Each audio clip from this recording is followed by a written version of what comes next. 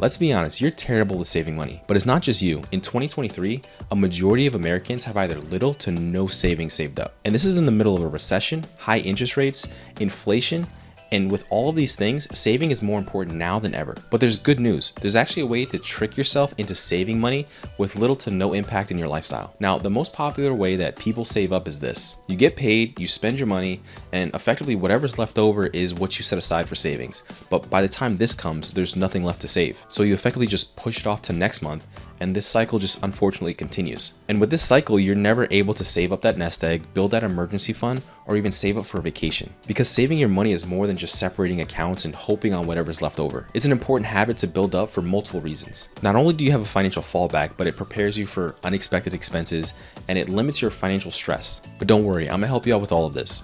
But this is gonna be a long process. There's no quick way to handle your finances. Now, there's a few ways of trying to save your money, but the first one is gonna be paying yourself first. Now, if you watch my video for what the best financial book for beginners is, the first rule in it was effectively paying yourself first whenever your money came in. Now, what this means is whenever you get your money, before you pay your bills, before you go out or waste your money on something, you set it aside for whatever money you plan on saving. So whenever you get paid, set aside your 50, your 100, whatever your budget says, aside first before you pay any expenses. And what this means is that you did the hard work first, and this is a little mindset shift, so you don't have to worry at the back end of saving money knowing that you did it up front. And if you have trouble putting that money aside up front, here's a quick tip. There's a way for you to automate this process with allotments. And you can verify this with your employer. Many employers allow this option for you to split your direct deposit into multiple accounts, and for this case, you can just set aside your savings up front. So whenever you get paid and you understand that this money that hits your bank account, you already saved, so this money is set aside for expenses. And the next way is either cut out or cut down wasteful expenses. And one of the first places that you can look are your monthly subscriptions. You can list out all of these subscriptions and effectively find which ones that you can either cut down or just cut out. For me, it was Netflix. I was realizing that I honestly didn't even use it,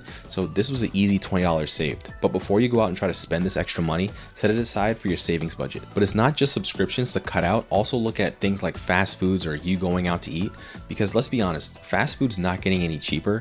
The Subway $5 footlong is a thing of the past. Honestly, each meal is around $10 to $15, and that's if you're living by yourself. So staying in and making your own food could put extra money into your savings account. And before I get into this last one, subscribe to the channel if you're enjoying the content, and let me know down in the comments which topic you want me to cover next. Now for this last one, it might be the cheap side of me, but just stop being materialistic. I don't think I've bought a brand name product to anything. Whenever I go into a store like Walmart, I'll just always buy the store brand versus the actual name brand, especially if it's something that comes with the same size, the same ingredients, all at a lower cost. Now, this might be a me thing, but I don't care about the brand at all, as long as the product's effective quality and it's what I wanted. Like if I want a black shirt, I honestly don't care what logo's on it. And we shouldn't be living a champagne lifestyle with a Bud Light budget, because at the end of the day, I don't care who you are. There is no reason for you to spend $1,000 on a pair of Crocs.